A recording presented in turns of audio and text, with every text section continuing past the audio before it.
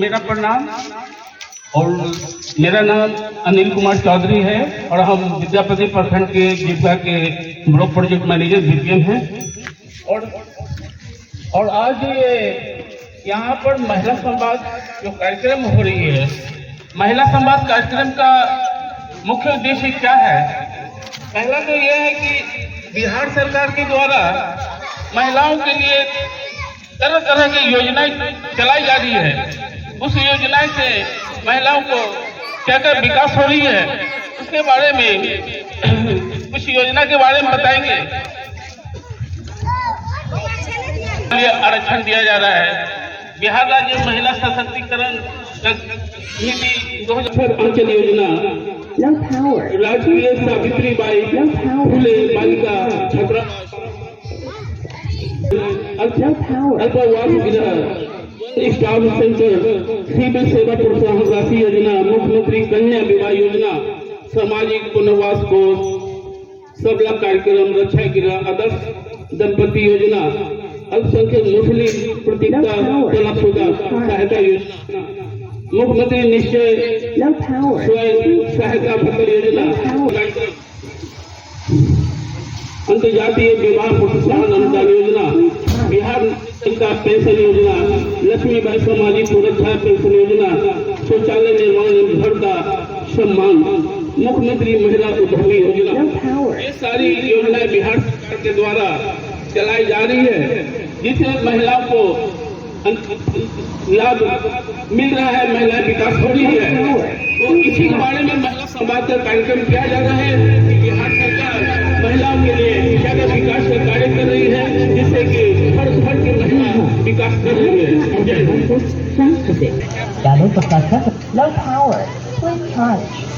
सरकार द्वारा बालिका के उत्थान के लिए कई सारे कदम उठाए गए। लव पावर, साइकिल योजना। Not only that, we have better infrastructure at school, which includes world-class love power. मुख्यमंत्री कन्या उत्थान योजना बिहार की बेटियों को उच्च शिक्षा के लिए सहायता प्रदान करने के साथ खेल कूद के समुचित व्यवस्था के साथ किशोरी स्वास्थ्य छात्रवृत्ति प्रदान की गई है। 12वीं कक्षा पास करने के बाद प्रोत्साहन राशि के रूप में 25,000 रूपए की सहायता राशि मिली है, जिसके कारण मैं उच्च शिक्षा की पढ़ाई आसानी से कर पाऊंगी। इसके लिए मैं सरकार छात्राओं को 50,000 रूपए की राशि दी जा रही है। इन दो योजनाओं के अंतर्गत वर्ष 2018-19 से अब तक क्रमशः 21,37,712 तथा 3,20,500 छात्राओं को लाभ दिया जा चुका है। साथ ही बिहार राज्य में छात्राओं के लिए इंजीनियरिंग, मेडिकल और खेल संस्थानों में 33% सीट आरक्षित है। इसके अलावा मुख्यमंत्री स्टूडेंट क्रेडिट कार्ड के तहत 4 लाख रुपए तक की राशि प्रदान की जाती है, जिसे छात्र अपने आगे की शिक्षा प्राप्त करने के लिए उपयोग में लाते हैं। इसके अतिरिक्त महिला शिक्षिकाओं को सशक्त और आत्मनिर्भर बनाने के लिए स्कूटी प्रशिक्षण सहित अनेक योजनाओं को सुचारू रूप से लागू किया गया है। बिहार सरकार बालिकाओं के लिए बहुत सारी योजनाएं लाई है। इसमें से एक KYT प्रोग्राम है। इस KYT प्रोग्राम के तहत सॉफ्ट स्किल्स, लैंग्वेज स्किल्स और टेक्निकल स्किल्स सीखा है। पहले मुझे ज्यादा कुछ नहीं आता था, अब मैं एक अच्छी ऑपरेटर बन गई हूँ। वर्ष 2016 में बिहार में पूर्ण शराबबंदी की घोषणा के साथ ही महिलाओं और गृहिणियों की जिंदगी में एक नया सवेरा आया। जीविका की दीदी खड़ा होकर के कहने लगी कि शराब बड़ा खराब चीज है, शराबबंदी लागू की। तो शराबबंदी लागू किया और आप लोग भी पूरा का राज्य सरकार द्वारा लक्ष्मीबाई पेंशन योजना के अंतर्गत बैंक निर्माण जिनकी उम्र 18 वर्ष या उससे अधिक आयु है और इस साल के कारण 7,000 रुपये प्रेरणादायक प्रयास से राज्य पुलिस बल में महिलाओं हमारे 100% महिलाओं को हमारे रेडी कॉन्फिडेंस को सभी को समय समय पे सॉफ्ट स्किल की ट्रेनिंग है। प्राय 112 पे जो महिला कॉन्फिडेंस हमारे प्रतिनिधि हैं वो मुस्तैदी है और काफी पूर्वक अपने कर्तव्यों का निर्वहन करते हैं। बिहार सरकार की जीविका परियोजना ने महिलाओं को आत्मनिर्भर और आर्थिक एवं सामाजिक रूप से सशक्त बनाने की दिशा में आज 80 लाख से अधिक समूह सदस्यों का बीमा कराया जा चुका है। पहले था जो गाँव मोहल्ले में 2-4 हजार 5 हजार के लिए मेरे हस्बैंड बाहर रहते थे, पैसा का कमी पड़ी किसी को दीदी लोग से लेना पड़ता था। अब जब जीविका में जुड़े तो अपना समूह में लेन देन करने लगे, फिर उसके बाद जियो से लेन देन करने लगे, उसके बाद CLF नहीं आया था। ऐसे हम लोग तो समूह से है, जैसे मैंने 10 साल पहले आर्मी को देख रहे हैं, उसमें हमको बहुत अच्छा परिवर्तन लग रहा था। वित्तीय समावेशन के साथ इरादे बड़े हुए। 71,677 ग्राम संगठन, यही वो नींव है जहां से धन का प्रवाह शुरू होता है। स्वयं सहायता समूहों को ऋण बांटे जाते हैं और बरसों से सोए हुए सपनों को फिर से जीने का मौका मिलता है। सामान्य ऋण रोजगार करने के लिए दिया जाता है दीदी को, और ग्राम संगठन में आवेदन आने के बाद अध्यक्ष दीदी को देंगे, जिसमें हमारे भुगतान करने का निर्णय लिया जाता है। जीविका दीदियां कर्ज लेती हैं, स्वरोजगार शुरू करती हैं और फिर मेहनत, अनुशासन और गर्व से उसे चुकाती भी है। आज 99% की पुनर्भुगतान दर एक ऐसी प्रतिबद्धता है जो केवल सराहनीय ही नहीं बल्कि अत्यंत गहरी और अर्थपूर्ण भी है। बैंक अब इन्हीं दीदियों की सफलता को देखकर 4 से 5 लाख रुपए तक का ऋण सहजता से देने लगे हैं। चलिए कुल मान 72,50,000 है, जिसमें वीओ को देना है, तो आप देखिए इसको क्या मिलेगा। मैं अभी 75 करोड़ का लेखा जोखा करती हूँ। मेरे एक मंथ का बता दें तो 70 लाख रुपए हो जाते हैं। अकाउंट जो होते हैं कि लोग पढ़ के आते हैं बाहर से, और जीविका हम लोग के हमारी ही भाषा में सिखा दी कि अकाउंट कैसा लिखा जाता है, इसी पेमेंट क्या है। आज हम लोग अपने जेंडर CRP के प्रशिक्षण में चौथे दिन है। ये तो क्षमता निर्माण और संभावनाओं को पोषित करने, पत्नी की मदद करता था, हर काम में घर से लेकर बाहर तक वो अपनी पत्नी की मदद कर रहा है। 26 प्रशिक्षण सह शिक्षण केंद्र, ज्ञान के जीवंत केंद्र, जहां जीविका दीदियां सजग और 24 में बढ़कर 1,12,219 तक पहुंच चुकी है और आप सामने बन गए हैं। जीविका ने हमको बहुत सपोर्ट किया, जीविका से हम बहुत आगे बढ़े, बोलना सीखे। एक मेरी दीदी थी जीविका की, जो उसका पति दारू पी के बहुत मारते थे, फिर हम लोग गए वहाँ उनको बचाए। इतना गड्ढा खने हुए थे उनको उसमें गाड़ने के लिए, फिर हम लोग उसको बचाए, समझाए। इस तरीके से हम लोग को जीविका को बहुत सपोर्ट मिला। हम लोगों ने तो शराबबंदी लागू किया और हम लोगों ने तो सबको कहा, आपको बता दिए कि शराब बुरी चीज है। और विश्व स्वास्थ्य संगठन, वर्ल्ड हेल्थ ऑर्गेनाइजेशन WHO ने 2016 में पूरे दुनिया में आकलन किया कि शराब का क्या असर होता है। एक साल में पूरे दुनिया में शराब पीने के कारण ही 20 लाख लोग मरते। अब आपको 2016 तक हवा में बदलाव की गूंज सुना और समाज में सतर्क प्रहरी की भूमिका निभा रही है। पूरे प्रदेश में शराबबंदी को लेकर मानव श्रृंखला बनाए जाने का रिकॉर्ड कायम किया गया था। मायने रखता है योगा में जुड़ने के बाद हमारे गांव में कोई दारू भी नहीं पीता है, वो भी बंद हो गया। महिला सब निकलती है, जब दारू सब जहाँ पीता है तहाँ सब महिला पहुँच जाती है। शराबबंदी से था, इनकम नहीं था। SGY में जुड़ने के बाद या तो बकरी पालन में उनको सहयोग मिला ग्राम संगठन से, और या दूसरा है कि दुकान वगैरह, तो उनसे उनका कुछ आर्थिक इनकम बढ़ा।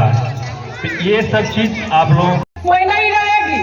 400 रुपया जो मिलता है हम लोग को, वृद्धा पेंशन, विकलांग पेंशन और विधवा पेंशन, उससे क्या होता है?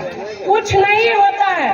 इससे और बेटा तो जो है से आश्रम में जाकर घर देता है, जाओ वहीं पर रहो, वहीं पर खाओ, वहीं पर पालन पोषण करो।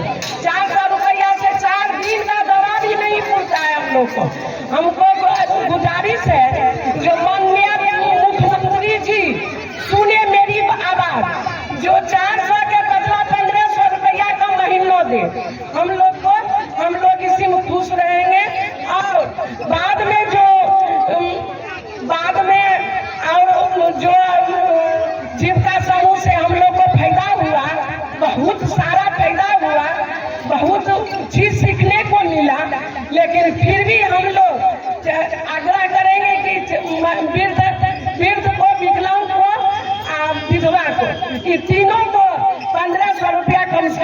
चाहिए। लेट मिले और ये जो पानी नल जल जो दिए हैं, ये पानी एक टाइम आते हैं, सुबह आए तो शाम नहीं 10 मिनट, और सुबह आया शाम आया तो सुबह नहीं। ये चीज़ हम लोग को सुधार चाहिए।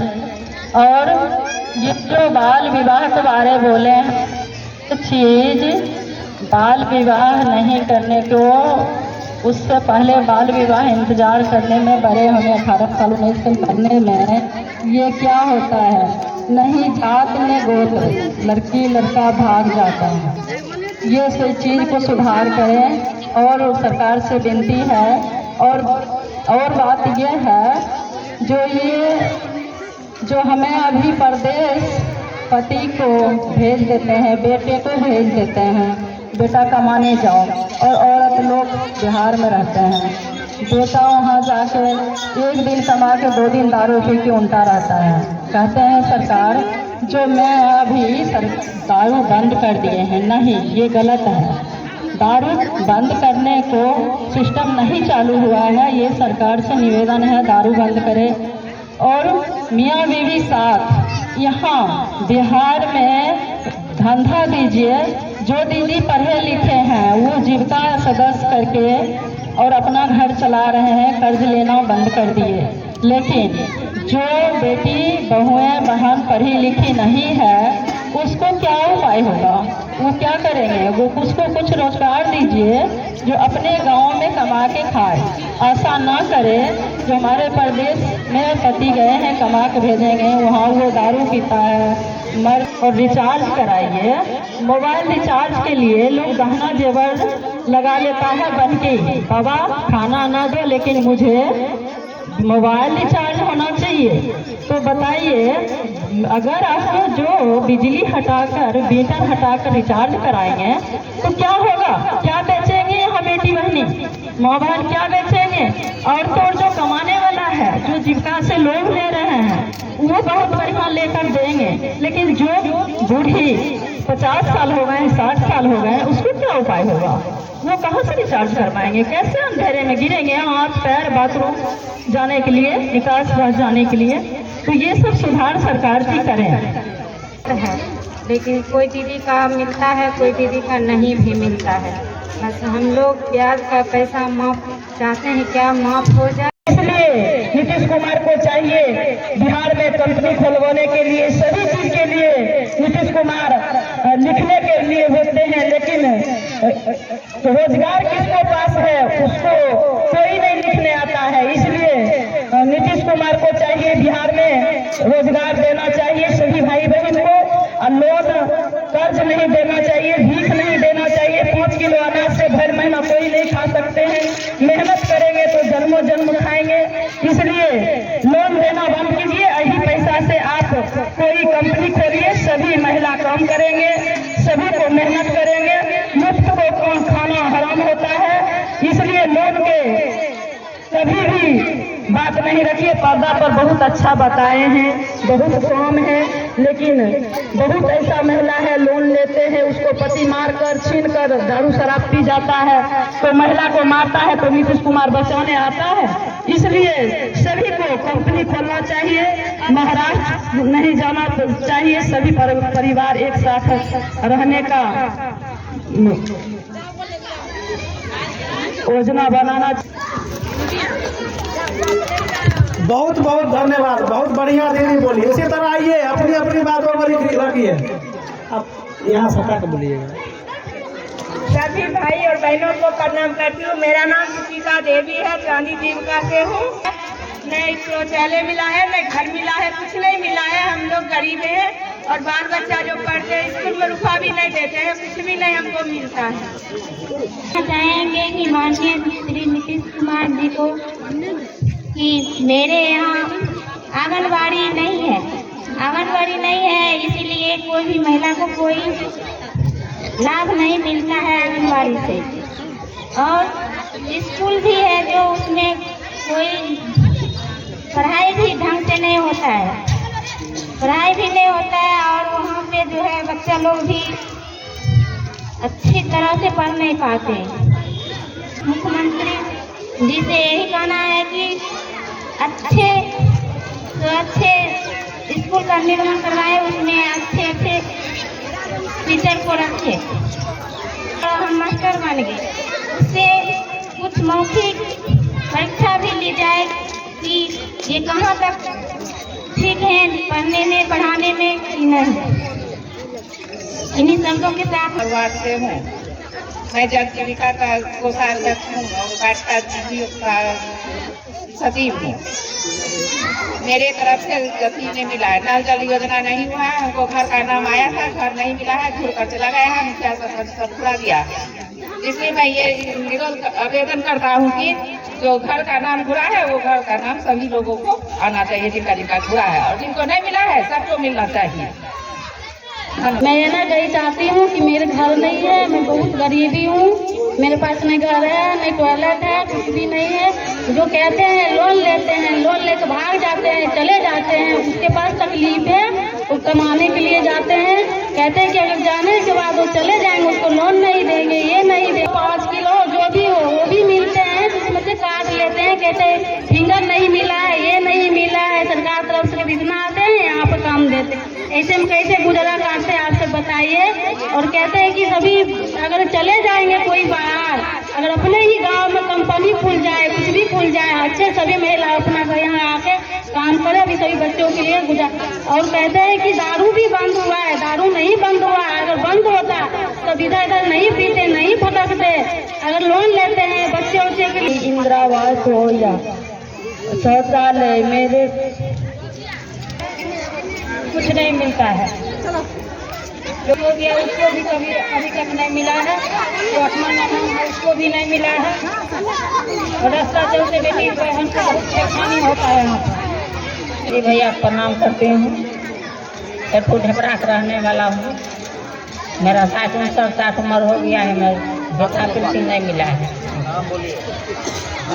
नाम गारो दे दिया है। और हमको क्वार्टर नंबर 6 नाम प्रतिभा कुमारी। हाँ, हम आयुष्मान कार्ड के बारे में बोलने के लिए चाहते हैं। जो सरकार को आयुष्मान कार्ड सबके लिए फ्री किया है, लेकिन फ्री इलाज नहीं होता है, न फ्री इलाज होता है। और सदर हॉस्पिटल जाने के जब हम लोग जाते हैं तो 3 दिन का दवा मिलता है। अगर दूर दराज के लोग अगर पहुंचे हॉस्पिटल 3 दिन का दवा मिले तो इलाज क्या कौन कम का हुआ? इलाज कोई कम का नहीं हुआ। एक बात और जीविका दीदी है, बहुत सारा व्यवस्था चाहिए, जो घर रात को भी जाती है घर और दिन को भी जाती है घर, उसका सुविधा चाहिए।